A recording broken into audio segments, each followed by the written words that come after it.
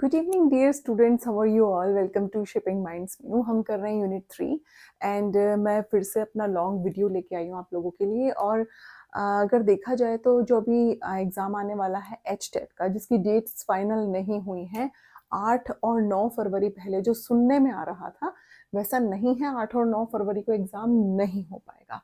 Chances हैं कि जो बोर्ड के एग्ज़ाम्स हैं जो शायद 25 के बाद स्टार्ट होने वाले हैं, उससे पहले या तो ये लोग एग्जाम को कंडक्ट कराएंगे। HTET PGT सोशियोलॉजी की मैं बात कर रही हूँ। एंड अगर उस टाइम पे नहीं हुआ देन फिर तो आप सभी को पता है कि एग्जाम जो है वो आगे की तरफ एक्सटेंड हो जाएगा, शायद बोर्ड के एग्जाम्स के बाद कंडक्ट होगा। तो PGT सोशियोलॉजी के लिए क्लास बहुत ही इंपॉर्टेंट होने वाली है। HTET DSSP RPSC जो भी स्कूल बेस्ड लेक्चर्स होते हैं ना, लेक्चरर्स बनते हैं 11th एंड 12th को जो टीच करते हैं, उस पर्सपेक्टिव से भी बहुत इंपॉर्टेंट क्लास है। तो आइए हम स्टार्ट करते हैं। एंड यूनिट 3 ही कंटिन्यू करा रही हूँ मैं। आप लोग ऐसा मत सोचना कि नेट के स्टूडेंट्स के लिए ये नहीं है, ये आउट ऑफ द सिलेबस नहीं है, ये वही सिलेबस है। लेकिन मुझे ऐसा लगता है कि क्योंकि जीन प्याजे और लॉरेंस कॉलबर्ग, इनसे जो क्वेश्चंस हैं वो HTET के एग्जाम में ज़्यादा पूछे जाते हैं, इसलिए मैं आप लोगों को ये एक कंसर्न बता रही हूँ। अदरवाइज ये जो क्लास है UGC net examination, HTET DSSP RPSC सभी के लिए इम्पॉर्टेंट है। चलिए स्टार्ट करते हैं। तो हम थे फ्लूइड्स की स्टेजेस पे। मैंने ऑलरेडी आप लोगों को लास्ट क्लास में, प्रीवियस क्लास में बताया था कि जो लॉरेंस हैं उन्होंने ओरल, एनल, फैलिक एंड इसी के साथ जेनिटल एंड बीच में एक लेटेंट स्टेज और है जो हिडन होती है, उसके बारे में उन्होंने बताया था। तो अब मैं उसको आगे एक्सप्लेन करती हूँ फर्दर कि वो स्टेजेस हैं क्या क्या। तो फ्लूइड्स की जो ये स्टेजेस हैं, oral phase, anal phase, phallic phase and genital phase, ये एक तरह के पर्सनालिटी डेवलपमेंट स्टेजेस हैं कि कैसे एक बच्चे का पर्सनालिटी डेवलपमेंट होता चला जाता है एंड उसमें चेंजेस आने लगते हैं। तो ये वही है। तो first one is oral phase. देखिए मैंने यहाँ पे लिखा नहीं है क्योंकि आप सभी लोग इसको बहुत ही इजीली कैच कर पाएंगे, इजीली अंडरस्टैंड कर पाएंगे। आप सभी ने देखा होगा कि आपके घर में छोटे छोटे बच्चे होते हैं, है ना। किसी ना किसी के बहन भाई के बच्चे होंगे, किसी के खुद का ब्रदर होगा या सिस्टर होगी, छोटे बच्चे जो होते हैं, या आपके चाचा चाची के वटेवर।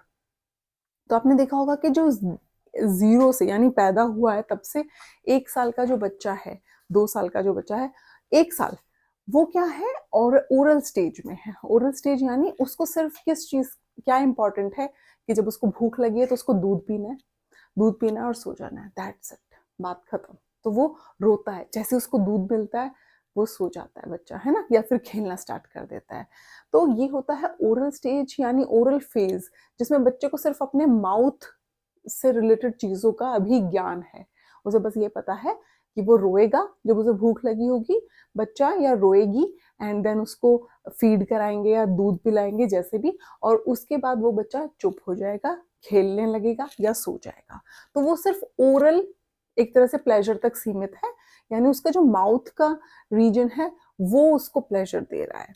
ये होता है oral phase. Next is anal phase. Anal phase में देखिए क्या होता है, 3 साल तक के बच्चों को होता है ये। इसमें क्या है, बच्चा मतलब बच्चे को जैसे मान लीजिए फ्रेश होना है ना, उसको अगर पोटी लगी है तो वो धीरे धीरे ये आइडेंटिफाई करने लगता है कि कुछ ना कुछ आपको सिग्नल देगा। वो बच्चा बताने की कोशिश करता है, अरे मुझे तो सुसु आ रहा है, अरे नहीं मुझे तो पॉटी आ रही है। ऐसे बोल के नहीं बताएगा, लेकिन कुछ ऐसे सिग्नल्स होते हैं जो मदर मेरी इस बात से ज़्यादा कंसर्न रखेंगी, इस बात को, जो भी देख रही होंगी मेरे लेक्चर को। तो क्या होता है कि आप बच्चों को देख के समझ जाते हैं, अरे नहीं इसको पोटी आ रही है, इसको तो ना अभी बाथरूम ले जाना बहुत जरूरी है।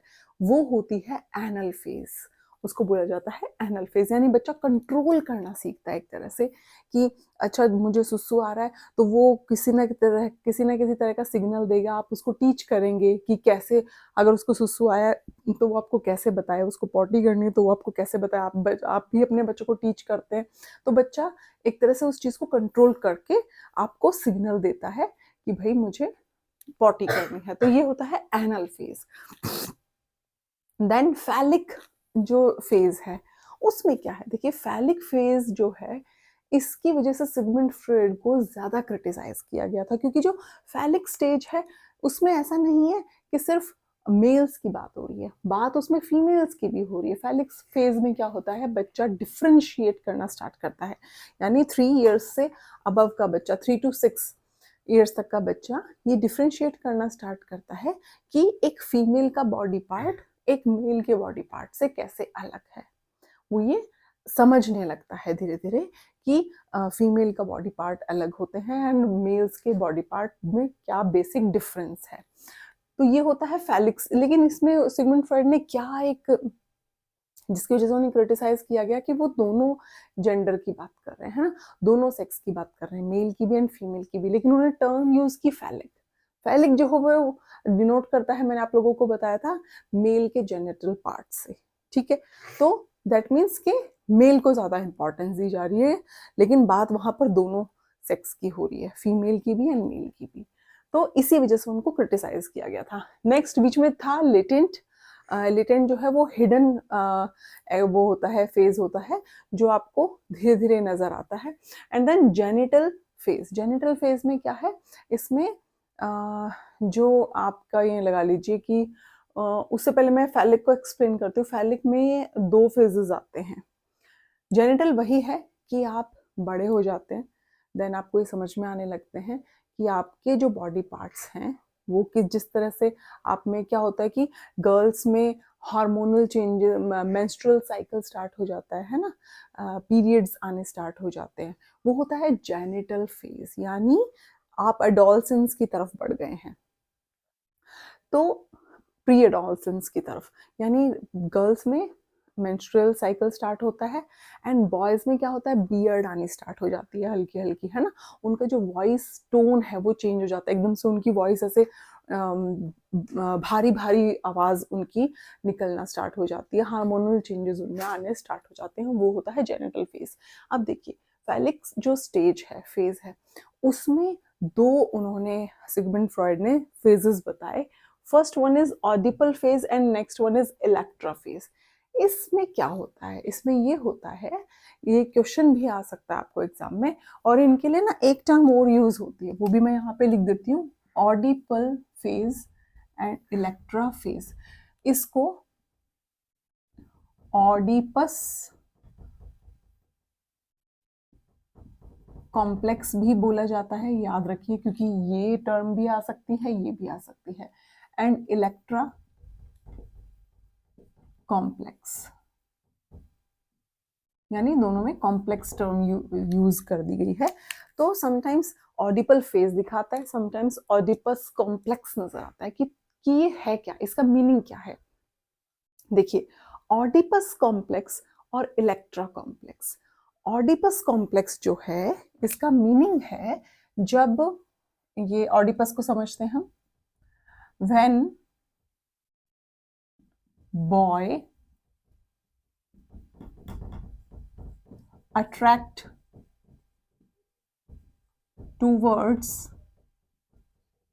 his mother, ठीक है। इसी तरह से इलेक्ट्रा कॉम्प्लेक्स क्या है, when girl attract towards her father। देखिए इस टर्म को याद रखिए, ऑडिपस कॉम्प्लेक्स या ऑडिपल फेज। ऑडिपल कॉम्प्लेक्स होता है जब एक लड़का, आप देखते हैं ना, हम जब छोटे होते हैं तो जो बॉय होते हैं ना वो कहते हैं अरे मेरी मम्मी सबसे सुंदर है ना, मेरी मम्मी के हाथ के जैसा खाना कोई नहीं बना सकता, मेरी मम्मी दुनिया की बेस्ट मम्मी है। तो बॉयज को क्या होता है, मम्मी जो होती है उनसे ज्यादा लगाव होता है, अपनी माँ से ज्यादा लगाव होता है, वो एक ऐसी स्टेज होती है। लेकिन दूसरी तरफ इलेक्ट्रा कॉम्प्लेक्स या इलेक्ट्रा फेज में क्या होता है, गर्ल्स जो हैं वो अपने फादर को बेस्ट फिगर मानती हैं, वो सोचती हैं हमारे फादर, हमारे पापा तो सुपरमैन है ना। तो गर्ल्स जो हैं वो अट्रैक्ट होती हैं टूवर्ड्स हर फादर, अपने फादर की तरफ अट्रैक्ट होती हैं। इसमें जो सिगमंड फ्रॉइड है, मैं आपको बताती हूँ कि इस टर्म की वजह से ना सिगमंड फ्रॉइड को सिर्फ इसलिए क्रिटिसाइज किया गया क्योंकि उन्होंने क्या कहा, अट्रैक्ट होती है, हम सबको पता है। हम जब छोटे थे हमें भी ऐसा लगता था कि पापा ज़्यादा अच्छे हैं। नहीं, मम्मी से कम लगाव है लड़कियों को, पापा से ज़्यादा होता है। बॉयज़ को उल्टा होता है, बॉयज़ को मदर से ज़्यादा लगाव होता है, फादर से कम लगाव होता है ना? तो हो तो गए वो दोनों ऑपोजिट सेक्स। बॉय मदर को पसंद कर रहा है, गर्ल फादर को पसंद कर रही है। लेकिन यहाँ पे क्या बोल दिया सिगमंड फ्रॉइड ने, उन्होंने कहा कि कहीं ना कहीं ये एक सेक्सुअल अट्रैक्शन है। इस टर्म को उन्होंने यूज किया, जिसकी वजह से उन्हें क्रिटिसाइज किया गया। अब आप खुद सोचिए, इतने छोटे बच्चे जो 3 to 6 एज के बीच के बच्चे हैं, उन्हें कहाँ इन चीजों का पता है कि सेक्सुअल अट्रैक्शन भी कोई चीज होती है। लेकिन सिगमंड फ्रॉइड ने कहा कि नहीं, कहीं ना कहीं ये एक हिडन सेक्सुअल अट्रैक्शन है। इसकी वजह से उन्हें क्रिटिसाइज किया गया था। तो ये टर्म आपको ये जरूर याद रखनी है। ये आ सकती है एग्जाम में, ऑडिपल, ऑडिपस कॉम्प्लेक्स या फेज, एंड इलेक्ट्रा फेज या इलेक्ट्रा कॉम्प्लेक्स। अब देखिए आप इसे याद कैसे करेंगे। मैं आपको निमोनिक्स बताती रहती हूँ ना, ट्रिक्स बताती रहती हूँ। तो देखिए, अगर कंफ्यूजन हो एग्जाम में, क्वेश्चन आ जाए तो कैसे याद रखना है। तो देखिए बहुत सिंपल है। ओडिपस में क्या आ रहा है, ओ किसकी तरफ अट्रैक्ट हो रहा है, मदर, मदर का एम, एम ओ, एम के नियर है ना ओ, एम ओ। दूसरी तरफ देखिए इलेक्ट्रा, ई किसकी तरफ अट्रैक्ट हो रहा है, फादर, फादर का एफ, ई और एफ दोनों क्लोज हैं। This is the best trick, आप इसको बहुत इजीली याद रख पाएंगे। ऑडिपल या ऑडिपस मदर, एम सिर्फ बीच में एन आता है एंड देन ओ, बहुत क्लोज है दोनों अल्फाबेट एक दूसरे को। ये एक ट्रिक है जिसके थ्रू आप कंफ्यूज नहीं होंगे कि अरे यार इलेक्ट्रा था या ऑडिपल था। अब आप लोगों को ये इजीली याद हो जाएगा। And E F, Electra and father, that's easy. I hope आपको समझ में आया होगा। नेक्स्ट हम देखते हैं, शिवांशी प्लीज चेक ऑडियो ठीक, वीडियो ठीक चल रहा है क्या? ओके, थैंक यू बेटा। Next is libido. What is libido? ये टर्म भी बहुत बारी आती है एग्जाम में कि लिबिडो क्या है। लिबिडो जो है वो inactive in 6 to puberty stage. Libido का मतलब होता है जब बच्चे अपने जेनिटल पार्ट के बारे में बहुत ज्यादा एक्टिव नहीं होते, उन्हें नहीं पता होता उन चीजों का। 6 to प्यूबर्टी की एज तक। प्यूबर्टी की एज कौन सी होती है, जब गर्ल्स को मेंस्ट्रुअल साइकिल स्टार्ट होता है एंड बॉयज में हार्मोनल चेंजेस होते हैं, उनकी बियर्ड आना स्टार्ट होती है, उससे पहले की स्टेज। तो उसमें क्या होता है, बच्चे लिबिडो की तरफ इनएक्टिव होते हैं, उन्हें नहीं पता होता लिबिडो के बारे में, यानी जेनिटल अपने बॉडी पार्ट के बारे में उन्हें ज्यादा अवेयर वो नहीं होते हैं, ना उन्हें किसी तरह का कोई चेंज आता है बॉडी में उस टाइम तक, और ना ज्यादा कुछ अलग चीजें होती हैं। तो that is libido 6 to puberty की स्टेज तक ही होता है। उसके बाद वो उसके बारे में जानना स्टार्ट करते हैं, उनमें चेंजेस आते हैं। तो ये हो गया लिबिडो, इसका मीनिंग आपको याद रखना है। Next is Jean Piaget's theory of cognitive development. Jean पियाजे की जो थ्योरी थी कॉग्निटिव डेवलपमेंट, उन्होंने, आपको याद रखना है कि उन्होंने कॉग्निटिव डेवलपमेंट थ्योरी दी थी। कॉग्निटिव मींस लर्निंग एक तरह का। इसमें क्या क्या स्टेजेस आती हैं, सेंसरी मोटर स्टेज दी उन्होंने, जो होती है बर्थ से 2 ईयर तक। दूसरा प्री ऑपरेशनल स्टेज, जो होती है 2 से 7 ईयर तक। Third is concrete operational stage, जो होती है 7 to 11 ईयर तक। Then fourth one is formal operational stage, जो होती है 12 एंड अप। अब इसको समझिए, देखिए कैसे। जीन पियाजे ने जो सेंसरी मोटर स्टेज बताया, जो बर्थ से 2 ईयर तक होती है, जो बच्चा होता है, छोटा बच्चा यानी पैदा हुआ है तब से लेके 2 साल तक, तो बच्चा किसी भी चीज को पकड़ के फील करता है ना। तो सेंसरी मोटर यानी वो अपने सेंसेस से, अपनी कोई भी आवाज हुई तो बच्चा एकदम से कान से सुन के ऐसे चौंक जाएगा। कोई भी उसके हाथ में चीज पकड़ में आ गई तो वो क्या करता है, सेंस करता है, फील करता है ना। कोई चीज हाथ में आ गई तो वो ऐसे फील करेगा, यानी स्किन से टच होगा, देख कर, सुन कर। तो ये होता है सेंसेस, जब उसके 5 सेंसेस एक्टिव होते हैं, उन पे ज्यादा डिपेंडेंट होता है जब बच्चा। तो वो होता है बर्थ से 2 year. Next is pre operational stage, जो होती है 2 to 7 ईयर। अब प्री ऑपरेशनल स्टेज में क्या होता है कि ये तो हो गया सेंसरी मोटर। फिर बच्चा क्या करता है, इसमें आप इसको इस तरह से समझ सकते हैं। यहाँ तो मैंने आपको बताया ना कि 5 सेंसेस यूज़ हो रहे हैं।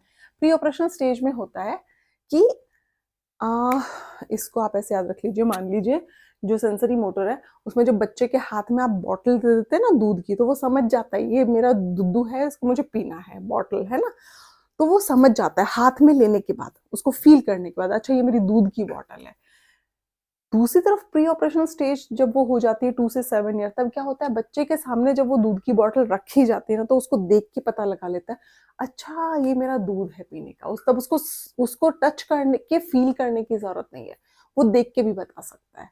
आप उसे कोई चीज़ देंगे, कोई एप्पल देंगे, तो बच्चा अच्छा ये मम्मी मुझे रोज़ खिलाती है एप्पल, ये वही एप्पल है।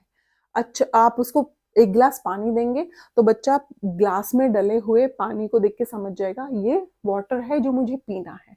तो तब क्या, उसको सेंसरी मोटर पे डिपेंडेंट नहीं है, तब वो समझ सकता है कि ये पानी है, ये दूध है, और डिफरेंशिएट करना स्टार्ट कर देता है। फिर कॉन्क्रीट ऑपरेशनल स्टेज में क्या होता है, बच्चा, इसमें वो मैथ्स में क्वेश्चंस आते थे ना सिलेंड्रिकल फॉर्म्स वाले, तो देखिए इसमें क्या होता है, ऐसे मान लीजिए कोई बीकर है ना? तो उसमें पानी है यहाँ तक, और फिर एक बीकर ऐसा है, ठीक है, जिसमें पानी है यहाँ तक। तो बच्चा डिफरेंशिएट करना स्टार्ट करता है कि ये जो ग्लास है, ये हाफ एम्प्टी है या हाफ फुल है। इस तरह की वो कॉन्क्रीट, यानी एक तरह से अपना दिमाग चीज़ों को समझना स्टार्ट करता है कि ये क्या चीज़ है। फिर आता है फॉर्मल ऑपरेशनल स्टेज, जो होती है 12 साल से ऊपर की स्टेज। उसमें बच्चा ट्रिक जो एक तरह से बहुत ज़्यादा क्रिटिकल थिंकिंग की तरफ बढ़ने लगता है, सोचने समझने लगता है कि ये चीज़ ऐसे है या ये चीज़ ऐसे है। देन हम बढ़ते हैं 2 टू 5 इयर्स की जो स्टेज है, उसको सेल्फ सेंटर्ड स्टेज भी बोला जाता है। ये क्वेश्चन एग्जाम में आ सकता है कि 2 टू 5 ईयर की जो स्टेज होती है, उसको क्या बोला जाता है? वो होती है सेल्फ सेंटर्ड, यानी बच्चे बहुत सेल्फ सेंटर्ड होते हैं। अपना खिलौना किसी से शेयर नहीं करेंगे, कोई चीज़ खाने की होगी तो वो शेयर नहीं करेंगे, तो बहुत ही सेल्फ सेंटर्ड होते हैं। अरे नहीं, ये सब कुछ मेरा है। ये होती है 2 टू 5 इयर्स की स्टेज। देन लॉरेंस कॉलबर्ग जो थे, उन्होंने भी एक थ्योरी दी थी, और वो थ्योरी थी जिसका नाम था थ्योरी ऑफ मॉरल डेवलपमेंट। ये जो इनकी थ्योरी थी मॉरल डेवलपमेंट, इन्होंने जो जीन प्याजे ने थ्योरी दी थी कॉग्निटिव डेवलपमेंट, उसी को देख के इन्होंने ये थ्योरी बनाई थी। बस इन्होंने क्या नाम रखा, moral development. Next is identity crisis. ये जो आइडेंटिटी क्राइसिस कॉन्सेप्ट है, ये दिया था एरिक एरिक्सन ने, जो थे जर्मन साइकोलॉजिस्ट। तो आइडेंटिटी क्राइसिस क्या है? देखिए आइडेंटिटी क्राइसिस है, जब आपने देखा होगा ना डॉल्सन एज में बच्चे क्या बहुत ही अपनी आइडेंटिटी को लेके टेंशन में रहते हैं कि अरे मैं कैसा दिख रहा हूँ, या मैं ऐसे करूँगा ना तो सब लोग की नज़रों में मैं हीरो बन जाऊँगा। तो बच्चों को ये बहुत आइडेंटिटी क्राइसिस रहता है उस टाइम पे। बच्चे जो हैं वो किसी भी बात को मानना नहीं चाहते, उन्हें ऐसा लगता है हम जो सोच रहे हैं, हम जो कर रहे हैं वही सही है। तो ये होता है आइडेंटिटी क्राइसिस, जब बच्चे को समझ नहीं आता है कि क्या सही है क्या गलत है, लेकिन उन्हें ऐसा लगता है कि जो वो खुद सोच रहे हैं उस टाइम पे, वो चीज़ ही सही है। बेशक से उनके पेरेंट्स उनको समझाने की कोशिश करें कि ये चीज़ ऐसे नहीं, ये चीज़ ऐसे होनी चाहिए, लेकिन उन्हें ऐसा लगता है कि नहीं, पेरेंट्स तो गलत ही बोल रहे हैं। जब आप खेलना खेलना चाहते हैं और पेरेंट्स आपको बोलते हैं अरे तुम बहुत ज़्यादा खेल लिए, अब तुम आके पढ़ लो, तो उन्हें गुस्सा आता है कि नहीं, क्यों हमें रोक रहे हैं खेलने से, क्यों हमें, अगर मान लीजिए आपके फ्रेंड्स हैं कुछ ऐसे जो आपके पेरेंट्स को ऐसा लगता है कि इनके साथ रहना आपका ठीक नहीं है, और वो आपको उनके साथ रहने से रोकते हैं, तो भी बच्चों को गुस्सा आता है कि क्यों हमें रोक रहे हैं, किस लिए हमें रोक रहे हैं। That is identity crisis given by Erik Erikson, German psychologist. तो मैंने आप लोगों को बताया identity crisis given by Erik Erikson, German psychologist थे वो। उन्होंने 8 स्टेजेस दी थी डेवलपमेंट की। देखिए फर्स्ट क्या स्टेज है, जो पैदा होने से 1 ईयर तक क्या होती है, that is trust versus mistrust. आपने देखा होगा, मेरी बेटी जो है, मैं आपको अपना एग्जांपल बताती हूँ। मेरी बेटी जब छोटी सी थी, बहुत ही सिर्फ 3 से 4 महीने की, जब मैं जहाँ मैं रहती हूँ, जब मैं उस कमरे से, मान लीजिए मुझे किसी के घर जाना है, तो मैं उसको लेके जब जाती थी तो वो रोना स्टार्ट करती थी। उसे ऐसा लगता था कि अरे ये वो कमरा नहीं है जहाँ पे मैं रहती हूँ, ये तो कोई और ही जगह है। और फिर मान लीजिए कोई और उसे गोदी में ले ले तो भी बच्चा रोना स्टार्ट कर देता है। वो भी रोना स्टार्ट कर देती थी कि अरे नहीं, मेरे मतलब वो मेरे को जानती है, वो मेरे को पहचानती है। जब वो सारा दिन मेरे पास रहती है तो वो सिर्फ किसको ट्रस्ट करती है? अपनी मदर को। तो इसी तरह से जो भी बच्चे होते हैं वो अपने मदर या फादर बस उन्हीं को ट्रस्ट करते हैं। जैसे ही उन बच्चे कोई और इंसान गोद में ले ले तो बच्चा रोने लग जाता है, बच्चा डर जाता है, वो उस इंसान पे ट्रस्ट नहीं करता क्योंकि वो नहीं जानता, नहीं समझता उस टाइम पे। That is 0 to 1 year stage, trust versus mistrust. Next one is 1 से 3 ईयर की जो स्टेज होती है वो होती है ऑटोनॉमी वर्सेस शेम। बच्चे को समझ में नहीं आता कि वो ऑटोनमस रहे या शेम, मतलब शर्म महसूस करे किसी चीज को लेके। मान लीजिए उसे बाथरूम जाना है बच्चे को और वो अपने कपड़ों में ही बाथरूम करती, तो वो कंफ्यूजन में आ जाता है कि अब उसे क्या करना चाहिए। नेक्स्ट इज 3 to 6 ईयर की जो स्टेज होती है वो होती है इनिशिएटिव वर्सेस गिल्ट। कि बच्चा ऐसा सोचता है कि मान लीजिए स्कूल में कोई भी फंक्शन है, जैसे मैं आपको मेरी बेटी का ही एग्जांपल देती हूँ। 3 to 6 ईयर है ना, जब वो 3.5 या 4 साल की थी आई थिंक, तो मैंने उसे बहुत प्रैक्टिस कराई एक डांस की कि वो अच्छा करके आएगी, परफॉर्म करके आएगी। लेकिन स्टेज पे जाते ही वो हो गई ब्लैंक, उसने कुछ भी नहीं किया। मैंने उसको इतना अच्छा तैयारी करवाई एक फोक डांस की, लेकिन उसने स्टेज पे जाके कुछ नहीं किया। तो बच्चे क्या इनिशिएटिव वर्सेस गिल्ट में आ जाते हैं कि करूं या नहीं करूं, मैं इसमें पार्टिसिपेट करूं या नहीं करूं। मतलब एक तरह से वो कंफ्यूजन में चले जाते हैं और फिर परेशान भी हो जाते हैं कि हमने क्यों नहीं किया। That is initiative versus guilt stage. Then 6 to 12 year की जो स्टेज होती है वो होती है इंडस्ट्री वर्सेस इंफीरियोरिटी। इंडस्ट्री का मतलब यहाँ पर स्कूल से है कि आप स्कूल में कैसा परफॉर्म करते हैं। कई बार होता है ना बच्चे, मान लीजिए मार्क्स हम लोग भी थे, तो मेरा मेरा जैसे मेरा खुद का क्या था कि मैथ्स वीक था, मुझे मैथ्स से डर लगता था। तो मेरे नंबर कम आने पे फिर मुझे टेंशन हो जाती थी कि अरे यार, बाकी बच्चों से मेरे नंबर कम आए हैं। तो ऐसा क्यों है कि अगर मैं हिस्ट्री में, हिंदी में, इंग्लिश में अच्छी हूँ, मैं साइंस में भी अच्छी हूँ, लेकिन मैं मैथ्स में ही बहुत वीक हूँ, यहाँ पे क्या ऐसा प्रॉब्लम है? तो ये होता है इंडस्ट्री वर्सेस इंफीरियोरिटी। ये आपको समझ नहीं आता है, आप कोशिश करते हैं और बेटर करने की, यानी स्कूल में आपका परफॉर्मेंस कैसा है, आप इंफीरियोरिटी फील करते हैं कि अरे मैं मैथ्स में वीक हूँ, मैं क्यों नहीं अच्छा कर पा रही। तो बच्चे उससे क्या इंफीरियर फील करते हैं। तो ये देखिए 0 to 1 क्या स्टेज है?